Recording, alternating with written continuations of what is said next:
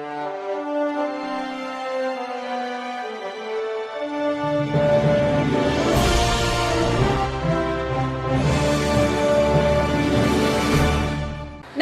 मी Shweta Pawar. City TV लाईव्हच्या बातमीपत्रात आपलं स्वागत आहे.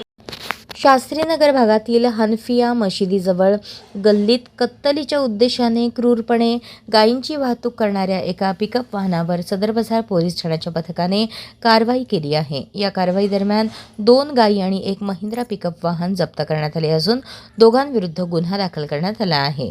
मिळालेल्या माहितीनुसार 13 ऑगस्ट रोजी पहाटे 5च्या सुमारास शास्त्रीनगर येथील हनफिया मशिदीजवळील गल्लीत महिंद्रा पिकअप क्रमांक MH 458981 मधून प्राण्यांची बेकायदेशीर वाहतूक केली जात होती.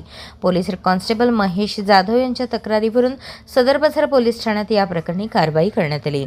वाहनामध्ये कोणत्याही प्रकारचा वाहतूक परवाना नसताना 2 काळ्या पांढऱ्या रंगाच्या जर्सी गायीच्या जातीच्या गायी किंमत सुमारे 40,000 रुपये दाटीवाटीने भरून त्यांची निर्दयतेने वाहतूक केली जात असल्याचे आढळले. कत्तल करण्याच्या इराद्याने ही वाहतूक सुरू असल्याचे पोलिसांच्या तपासात निष्पन्न झाले.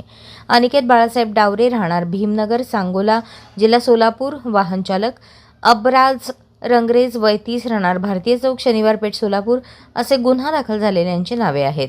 महिंद्रा पिकअप वाहन, 40,000 रुपये किमतीच्या 2 जर्सी गाई असा एकूण 3,40,000 रुपये किमतीचा मुद्देमाल जप्त करण्यात आला आहे.